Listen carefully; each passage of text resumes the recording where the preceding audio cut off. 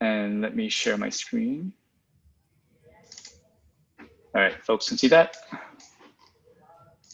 Okay, so hi everyone. Today is June 12th, 2019. This is the bi-weekly Kubernetes SIG cloud provider meeting.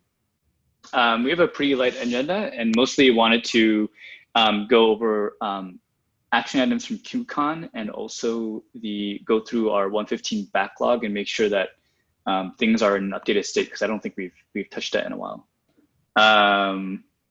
So yeah, let's do that. Okay, actually wanted to give one announcement before we start.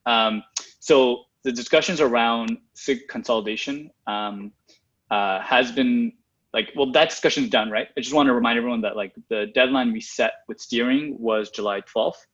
And the justification for that is because that is when the CFPs for KubeCon North America are due. And so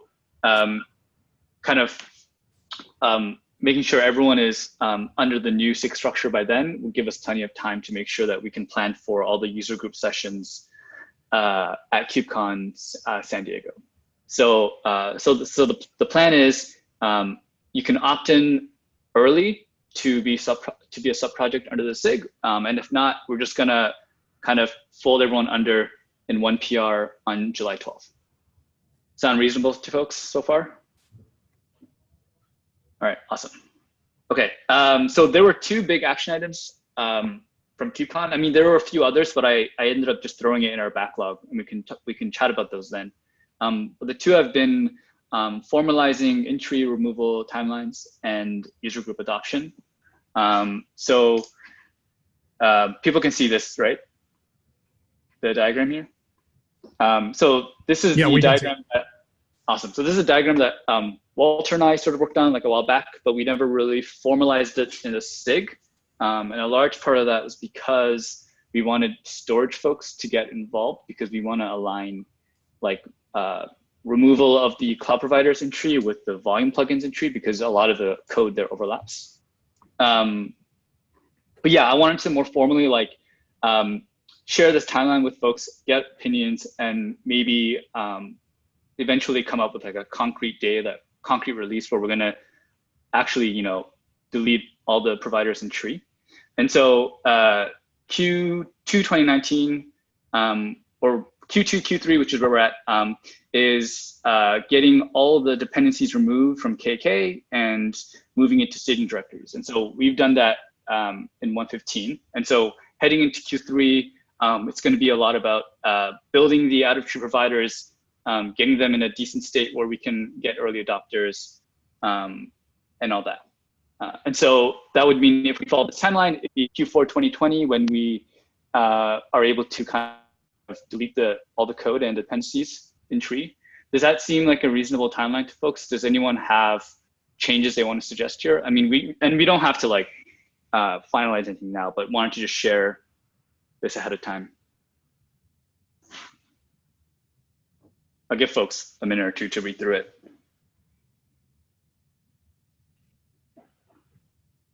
Is it right before KubeCon, North America? Like Q4 2020? Yeah. I guess it would just be the end of the release. So whenever, or I guess what would be more ideal is we would ideally get all the code deleted at the beginning of the release of Q4 2020, mm-hmm. And give time to kind of to let it sit. And then my guess is that the end of Q4 2020 is when KubeCon North America would be. So it would be a done deal by then. Can I make a suggestion? I mean, the timeline looks right to me. There's only one thing, and I think this maybe, since it's a pretty big change, it probably warrants a early warning. I see that Q1 2020 there's announced removal of in-tree cloud providers. I think we should announce that earlier than that. Potentially, Q4 2019, or maybe at KubeCon do something more, some fanfare around the fact that they're going to be removed. Yeah, I like that idea, and I think mentioning that we've gotten all of the in-tree providers at least into staging is a good lead-in to exactly that message. Yep. Agree. Okay, that's a good point. Anything else? If not, we can take it offline.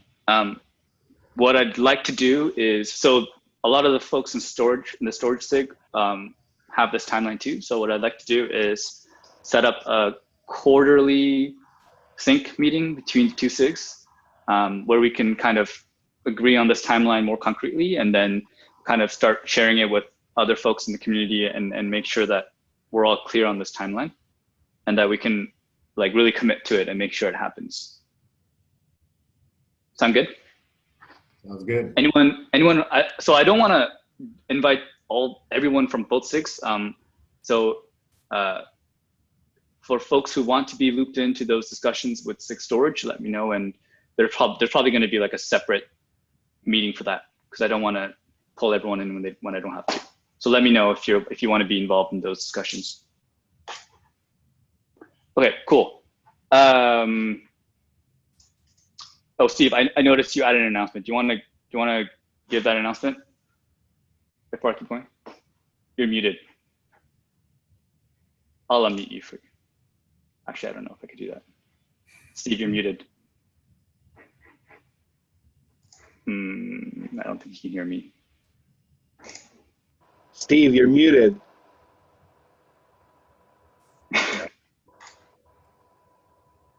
Can't hear you.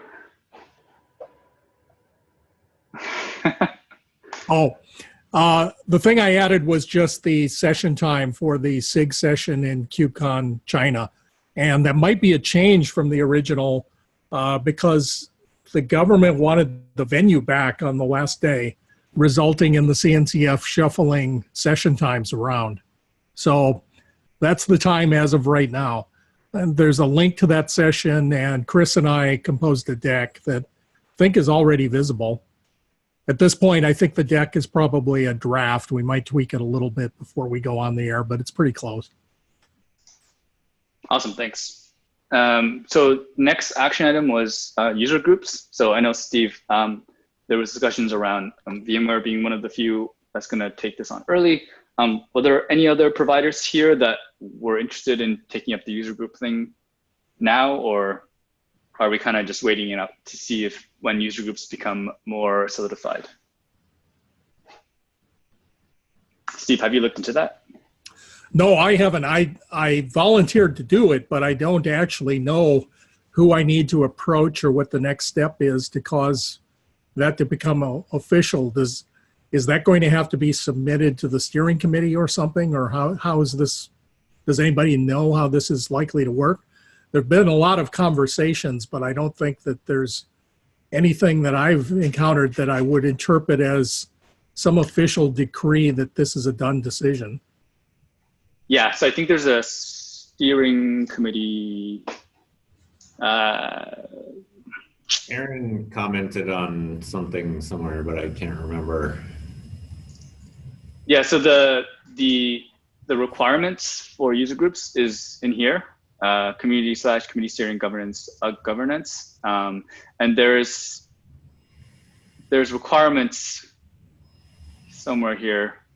But yeah, like read through this, and you can follow up with me. I'm imagining it should be something like composing a SIG or working group, right, where you have to create a portion of the GitHub tree with group standards and a charter. But I'm just guessing there. Yeah, there's a charter, and then there's you get a folder, I think, in the community repo where you can kind of put content and resources for the user group. And I think you need 2 chairs and in total 4 users who are interested in that user group to get started. Okay. Okay, I can confirm the interest in doing it, but realistically, I don't think I'll get started until I get back from Shanghai. Okay, cool. Yeah, that's fine. I just want to get like the ball rolling on this one, just because I know it'd be good if somebody can take the lead on this, because when the SIG folding stuff happens in July, like, you know, it'd be ideal if the user group process was a bit more vetted. So, but yeah, let's follow up. Shanghai is going to end in that time frame. I think I'll get back jet lagged, and then it's right up against the 4th of July U.S. holiday. So Okay. I'm probably looking at more like second week of July to get started. So I'm not sure I'll manage to exactly align this with whatever else is going on in July, but it'll be close. Okay, cool. I can follow up with you offline. All right. And then wanted to do backlog items for 115. Is there any other topics folks wanted to bring up before we go there? Because I'm going to take a few minutes. So I just have a quick status.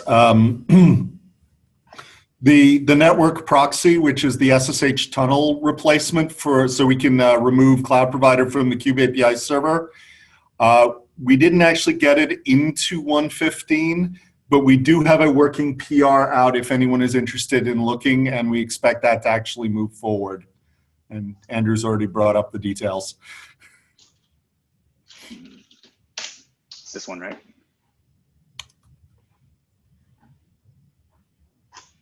This one, right? Yep, that's the one. All right, let me link it here. Alpha for 116, right? That's what you said? Yeah. So the goal there is should be alpha for 116. Right now, we actually have it working on GCE, and I'm working with Mike Crute to get it working on Amazon, and hopefully it'll continue rolling out onto all other platforms. Okay, cool. All right, so yeah, that sounds good. And so what I want to do today was go through the 115 items and either close them if they're done or push them to 116 if they're not. And then in terms of priorities, we can do that in the next backlog grooming, ideally the next SIG meeting. Because I want to account for like all the new issues that came in before we start prioritizing things. So let's get started. 115. All right, defining requirements for cloud config. So Justin and Fabio was assigned to this. I actually forgot the context around this. But I think it was just like documenting what the backwards incompatible changes, like what are the API changes allowed in cloud config, and like what are you not allowed to break, things like that. And like if you change a field, like how long do you need to wait for deprecation? I think the consensus was it should be the same. It should follow the same guidelines as like API changes, but we just needed that documented somewhere. Did you get around to this, Fabio? No, I totally forgot about this, to be honest. Okay, no worries. So we'll no worries. I'll get on it. Yeah, and I'll also ping, or if someone from Google can ping Justin about this too, that'd be great. And then there was, that's annoying. Okay, so removing Photon Cloud Stack over, spoke with DIMS, and this is being punted to 116. So should move all of these to 116. Is this for a specific reason why it was punted for? I think the official deprecation happened in 113, and officially you need to wait. Okay. So that was the reason, yeah. Makes sense. But given 116 is kicking off like really soon, the code to remove that should be in pretty soon. Okay. Finalize the protection for service load balancers. The alpha release of this was done. So this will keep going in 116 for beta. Is Mike Crute here? I don't think he's here. So Mike is still working on the KEP for credential provider. This is probably going to be alpha for 116 as well. So we'll move this milestone. Kube controller to cloud controller manager KEP. So this one slipped on my end. I couldn't get the KEP approved in time, and so this one couldn't make any progress. So this one's going to be 116 as well.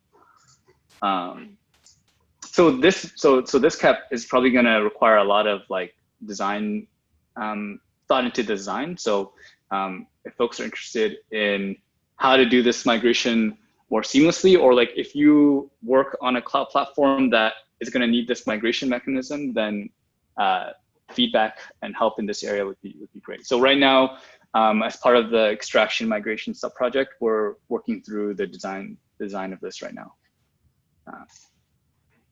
Okay, and then vSphere docs. So I wrote some docs for vSphere. Let me pull it up. Ooh, showing off. Yeah, I am showing off. All right, so I wrote some vSphere docs. So it's not 100% done, but I think it's a good starting point and something we can work off of. So I'm going to go ahead and close this one. Very pretty.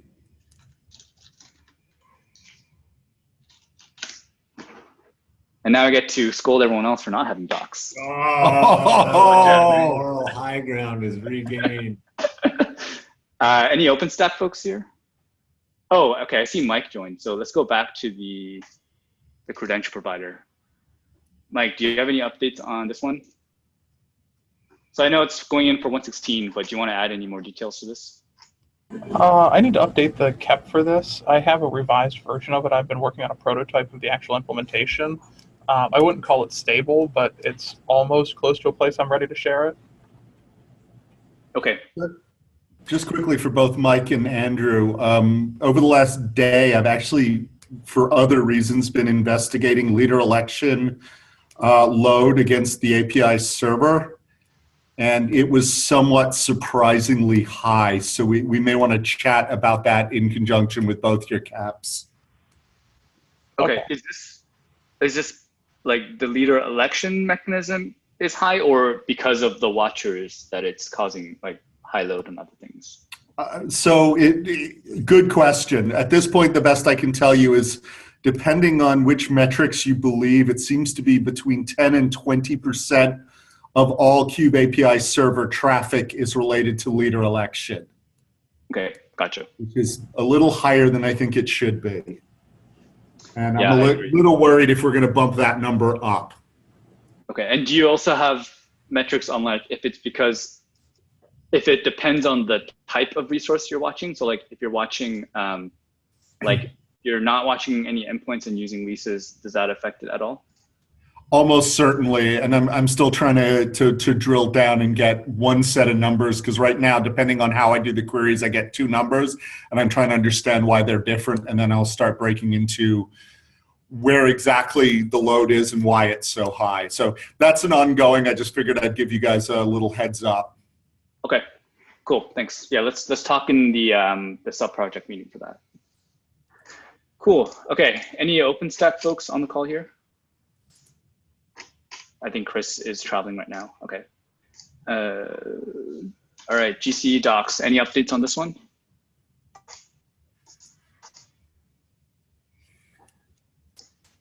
$116? Yeah, Fede has carefully managed to not show up to the meeting, and I think this was sitting on him. Ducking. We know where he sits, though, so we'll pass by. Okay. AWS docs. Mike, any updates on this one? No, this hasn't even been started.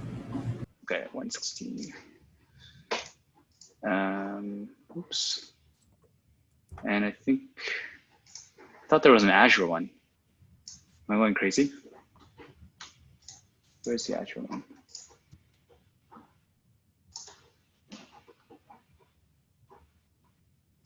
Oh, unless it was closed. Oh, so it looks like there are Azure docs. Okay, I'll look at that later, but it looks like that was done.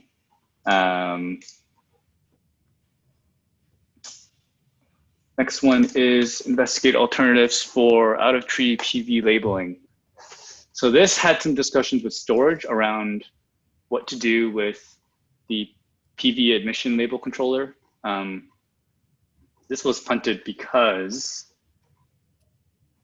okay, so in 114, we deleted the PV controller, the out-of-tree PV controller, and the plan was to provide a reference implementation for like out-of-tree PV labeling that uses a mutating admission webhook. So I think this was delayed mostly just because of design. Like we need to figure out what's the best design for dynamically applying zone and region labels to PVs without embedding that into the API server. So yeah, it just looks like this needs more investigation. Anyone have thoughts on this one? Anyone want to take this one? Okay, I will follow up after on that one. Okay, last one is cloud provider node labels. So the KEP for that is out. So this one also slipped on the KEP deadline, which is why it didn't go in. Where's PR? So the PR essentially is supposed to migrate the beta labels for zone, region, and instance type to topology.kubernetes.io labels. So they're GA. This one slipped on the KEP deadline, so hopefully we can get this KEP in early in the cycle and get it started. So I know Jeremy Morris, I don't think he's on the call, but he's decided to take up this work. We can probably divvy up the work, like one person does each label. So if anyone else is interested in this one, let me know and I can assign you to it. But it looks like this one is also going to be 116. All right, cool. So that was it for 115 issues. Anyone want to discuss anything for 116? If I don't want to do that this meeting, we can do the 116 backlog grooming for next time. But if there's any specific issues people want to bring up, now would be a good time for that. I'm working on the handling the node shutdown. So I'm working on a KEP right now, and I'm getting some people from SIG storage architecture cloud provider and node to review it. So I expect it to land on 116. Hey, can you provide more? I think some folks weren't at KubeCon. Can you provide more detail on this problem? Yeah, sure. So the issue here is that when a node is failing, what happens is that the node switches in a condition not ready, and the pod, the stateless pods get rescheduled, but the pods that are backed by volumes or generally speaking stateful sets do not get rescheduled because the control plane doesn't know if the node's gonna come back or not. So since it cannot know if the node's going back up or not, it cannot reschedule the stateful pods in order to not violate the pod safety properties. So for now, this is the actual state. We'd like to get it in a place where the control plane knows when a node is really shut down and can make assumption around it and try to move these pods. Okay, and the provider pieces come in where somewhere in that decision, the provider needs to provide that information that the node is shut down, right? That's where this comes. Okay. So go ahead. Sorry?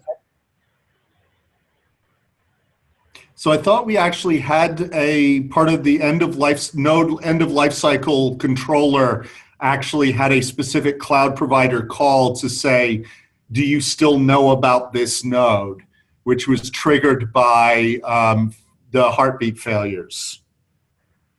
So for now, we have we have a method on the cloud interface that says if a node is shut down or not. And back in the days, what we were doing is that we were removing some providers were removing the node object. So this helped on this issue since when we delete the node object, the pod GC controller orphans pods that were affected to this node. But since we added this method to the cloud interface, we explicitly specified that we should not remove the node object. And since we were not removing the node object, the pod GC controller no longer garbage collected these pods. Right. So the node lifecycle controller handles shutdown, and it applies the taint, but because the node's no longer deleted, the pods on the node stay there, which means we don't detach volumes properly. Like that's the main issue, right? Okay. Yes. Okay. And it's too late to just say like if a node is shut down, we should just delete it also. Like it's too late to go there, right? Yes. Okay. Okay, So cool. is it true, I'm trying to remember from previous conversations, is it true that part of the problem here is inconsistent behavior by different cloud providers, and that in some cases that node can come back with the same identity? And so, Yes. am I remembering that right? One of the big issues here is that some nodes could come back and register with the same identity and list all the pods that were assigned to it and start them back.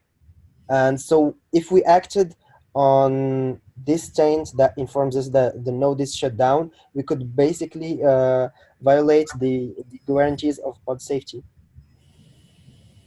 Right. Okay, and so this issue, I can't actually see the issue, but is this issue to have these conversations and come up with a plan, or is this to implement some plan? Well, I think this is divided into things. First, I think we need to get a design that works and that solves this issue without violating any properties of the pod safety. And then there is the part where we need indeed to implement some change. The change would likely span across multiple SIGs, at least, cloud providers, storage, and node. And cluster lifecycle is another one likely, right? I think, yeah. Okay, cool. So when you get the KEP open, yeah, feel free to bring it back to this SIG, and we can at least talk about like shutdown semantics and what the provider should do in that case. Sure. Cool. Any other issues that folks wanted to talk about?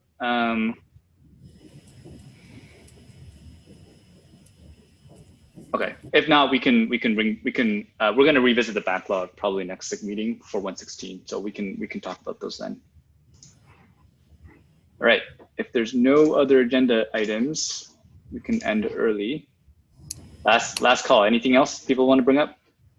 I have one small thing, which has nothing to do with this, but more with the SIG folding. I remember in the proposal there was a mention for like having a session for every cloud provider under SIG cloud provider, a session at KubeCon. Sorry, is that formalized anywhere?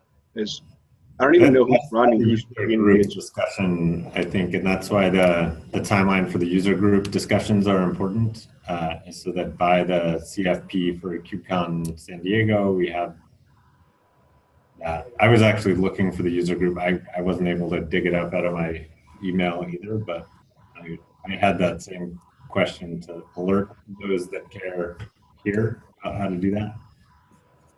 So maybe next of these meetings, we should dive into that more, just to make sure there's clear visibility and people don't miss that.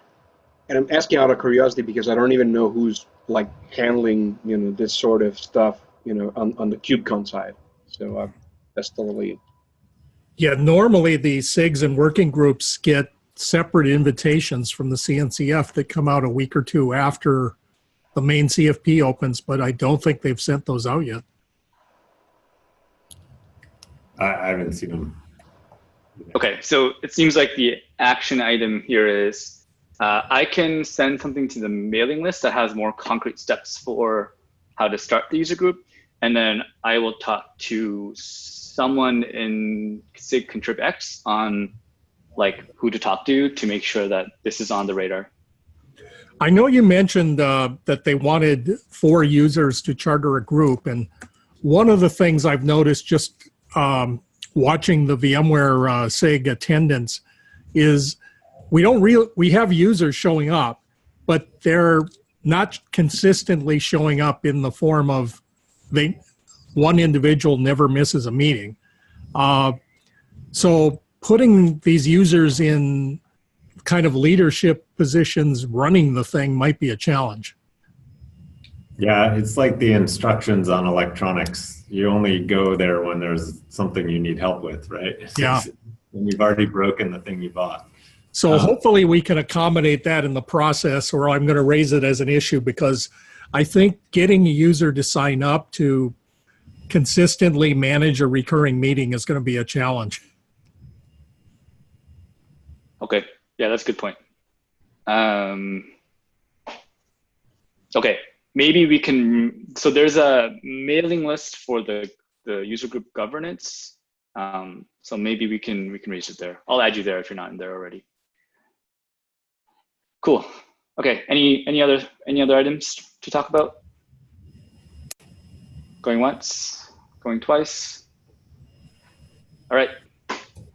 Bye, everyone. See you in 2 weeks. Thanks, everybody. Thanks, everyone. Bye, folks.